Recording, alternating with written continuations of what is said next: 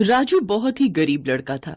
उसके पिता मजदूरी का काम करते थे और 2 वक्त की रोटी बहुत ही मुश्किल से कमा पाते थे। राजू को पढ़ने का बहुत मन करता था, पर वो स्कूल नहीं जा पाता था। अक्सर राजू दोपहर के समय जब अपने पिता को खाना देने के लिए जाता, तो रास्ते में पढ़ने वाले एक बड़े स्कूल के बाहर गेट से झांककर चोरी चोरी बच्चों को पढ़ते हुए देखता था। वो घर आकर कई बार अपनी माँ को इस बारे में कहता था। माँ, मुझे भी पढ़ना है। मेरे साथ के सभी बच्चे स्कूल जाते हैं माँ, मुझे भी स्कूल भेज दो ना। राजू बेटा, मेरा भी मन करता है कि तू पढ़ाई करे, पढ़ लिख कर खूब बड़ा आदमी बने, पर मैं भी क्या करूं मेरे बच्चे। तेरे बापू का काम बिल्कुल भी ठीक नहीं है। बड़ी मुश्किल से एक मकान में ईंट ढोने का काम मिला है, पर उसमें भी रोजाना के 20-50 रुपए ही मिलते हैं। अरे, तू रोने क्यों लगा मेरे बच्चे? अच्छा ठीक है, मैं कल स्कूल में बात करने जाऊंगी। अब रोना बंद कर। हम्म। सच्ची माँ, मैं ये बात बिट्टू और बबलू को बताकर आता हूँ कि मैं भी तुम्हारे साथ अब स्कूल आऊंगा। गणेश जी, मैं क्या करूं? मेरा बच्चा पढ़ना चाहता है, पर मैं उसे स्कूल नहीं भेज सकती। मेरे बच्चे की मदद करो भगवान। मेरा बच्चा पढ़ लिख कर बड़ा आदमी बन जाएगा तो हमारे जीवन के सारे दुख दूर हो जाएंगे। हे गणपति महाराज, मैं कल स्कूल जा रही हूँ। सविता भगवान गणेश के सामने प्रार्थना करती है और अगले दिन राजू के एडमिशन के लिए स्कूल जाती है। मुझे राजू के बारे में कई बार स्कूल के टीचर्स ने बताया है कि वो स्कूल के गेट से बच्चों को आते जाते देखता है। राजू की ये लगन देखकर मैं बहुत खुश हूं। इसलिए राजू इस स्कूल में जरूर पढ़ेगा। इसके लिए आपको कोई खर्च करने की जरूरत नहीं है। हमारे स्कूल में राजू को मुफ्त पढ़ाई दी जाएगी। कल से राजू को स्कूल भेज देना। प्रिंसिपल साहब, आपने ये बात करके मेरी चिंता दूर कर दी।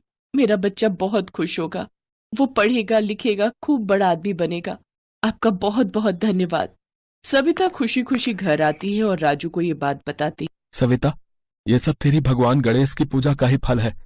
राजू बेटा, खूब मेहनत करना, खूब मन से पढ़ाई करना। प्रिंसिपल साहब बहुत अच्छे हैं। उन्होंने तुम्हारी पढ़ाई के लिए कोई भी खर्चा नहीं लिया है। गणेश भगवान, मैं जानती हूँ ये सब आपके ही आशीर्वाद का फल है। आपने मेरी प्रार्थना सुन ली। माँ, मैं बहुत मन लगाकर पढ़ाई करूंगा। देखना, मैं हमेशा अच्छे नंबर लाऊंगा। मेरी स्कूल की यूनिफॉर्म कब मिलेगी? राजू बेटा, कल तू स्कूल जाएगा ना, वहाँ प्रिंसिपल साहब तुझे सब समझा देंगे। ठीक है माँ, मैं उनसे मिल लूंगा। अगले दिन राजू स्कूल पहुंचता है और प्रिंसिपल सर से मिलता है। राजू बेटा, तुम दीनदयाल के साथ चले जाओ। ये तुम्हें सारा सामान दे देगा। आओ राजू बेटा, मैं तुम्हें स्कूल में पढ़ने का सारा सामान दे देता हूँ। हैं? दीनदयाल जो वहां पर नौकरी करता था, वो राजू के स्कूल में पढ़ने की किताबें, नया बस्ता, पहनने की यूनिफॉर्म, जूते, सब कुछ दे देता है। धीरे धीरे समय बीता। राजू हर बार कक्षा में फर्स्ट आने लगा। ये देखकर स्कूल के टीचर भी राजू की बहुत तारीफ करते थे। कई साल बीत गए। राजू 12वीं कक्षा की फाइनल की पढ़ाई कर रहा था। राजू बेटा, ये दूध पी ले। कल से तेरी परीक्षाएं शुरू है ना, खूब मन लगाकर पढ़ना। मैं चाहती हूँ कि तेरे अच्छे नंबर आ जाए तो तेरा अच्छे कॉलेज में दाखिला हो जाएगा। और ये मैंने अपने हाथों से थोड़े मोदक बनाए हैं। गणेश चतुर्थी उत्सव शुरू है ना, इसलिए मोदक का भोग लगाए हैं। ये अपने प्रिंसिपल सर को दे देना। वैसे ये सच है, दुनिया में बहुत कम लोग होते हैं राजू बेटा, जो प्रिंसिपल सर की तरह होते हैं। हम गरीबों पर उन्होंने बहुत एहसान किया है। आज उन्हीं की वजह से तुम पढ़ लिख पाए हो बेटा। ठीक है माँ, मैं उन्हें जाते ही मोदक का प्रसाद दे देता हूँ। राजू स्कूल जाता है और प्रिंसिपल सर के कमरे में जाता है। नमस्ते सर, क्या मैं अंदर आ सकता हूँ? हाँ बेटा, आ जाओ। बोलो क्या काम है? यहाँ पर प्रिंसिपल सर बैठते हैं ना, वो कहाँ गए हैं? बेटा, मैं ही तो यहाँ का प्रिंसिपल हूँ। क्या तुम मुझसे कभी नहीं मिले? नहीं सर, प्रिंसिपल सर तो कोई और है ना, मतलब मैं जिनसे मिलता हूँ। तभी वहां चपरासी दीनदयाल आ जाता है।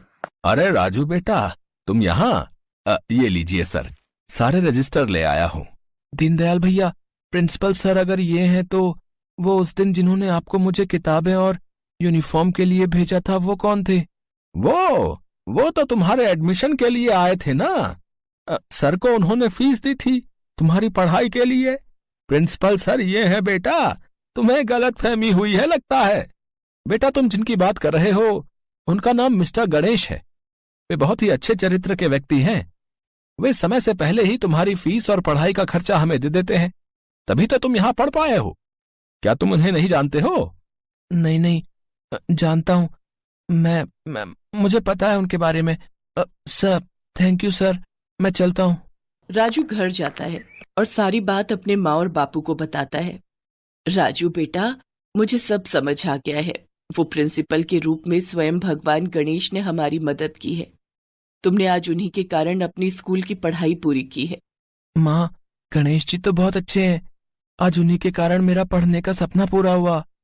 सविता, मुझे अच्छी नौकरी मिल गई, राजू भी पढ़ लिख गया। सब गणपति जी की महिमा है। मैं चाहता हूं कि हम इस बार गणेश चतुर्थी उत्सव धूमधाम से मनाएं और खूब धूमधाम से विसर्जन करें। आप ठीक कह रहे हो जी। मैं रोजाना अपने हाथों से मोदक बनाऊंगी और भगवान गणेश को भोग लगाया करूंगी। सविता अपने पूरे परिवार के साथ गणेश चतुर्थी का उत्सव मनाती है। वो रोजाना अपने हाथों से मोदक बनाकर भगवान गणेश को खिलाती है।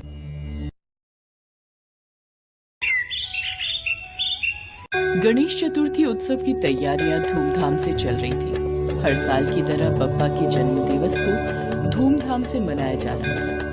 ढोल नगाड़े भजन कीर्तन के बीच गणेशा के स्वागत की तैयारियां हो रही थी। भगवान गणेश कैलाश पर्वत से सारा नजारा देख रहे थे।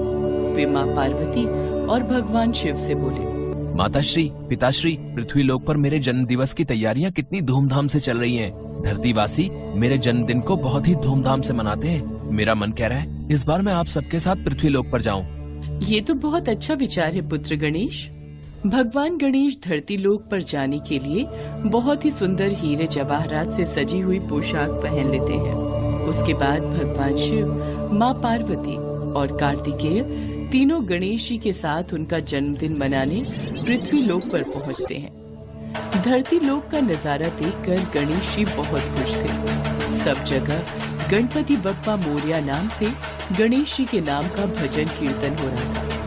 उनके जन्मदिन की तैयारियां चल रही थी। तभी एक व्यक्ति की नजर शिव परिवार पर पड़ती है। देवा, ओ देवा, वो देखो शिव परिवार की झांकी। ये बालक तो वास्तव में गणेश जी जैसा दिखाई दे रहा है। लगता है इस बालक को मोदक का प्रसाद खाना है। रुको बेटा, मैं अभी पंडाल में से प्रसाद लेकर आती हूँ। देखा माताश्री, पिताश्री, मेरे जन्मदिन पर मेरे स्वागत की कितनी तैयारियां होती हैं। अब हम सब भरपेट मोदक खाएंगे। ये लो बेटा, मोदक खाओ। ये भगवान शंकर आपके लिए, ये माँ पार्वती और ये भगवान कार्तिकेय। सचमुच आप सब सह परिवार सचमुच का शिव परिवार लगते हैं। मोदक बहुत ही स्वादिष्ट है माता। इतना कहते ही शिव परिवार वहाँ से अंतर ध्यान हो गया। महिला चौंक गई और उसकी आंखों में आंसू आ गए। जो व्यक्ति कुछ देर पहले शिव परिवार को झांकी समझ रहे थे, वो दुखी हो गए। हमने सचमुच के शिव परिवार को पहचाना नहीं। हमसे बड़ी भूल हो गई। भगवान कब किस रूप में आ जाते हैं पता ही नहीं चलता। तुमने सही कहा भाई, भगवान आए और चले गए, हमने उन्हें पहचाना ही नहीं। चलो अंदर पंडाल में चलकर भगवान गणेश की पूजा अर्चना करते हैं और उनसे क्षमा याचना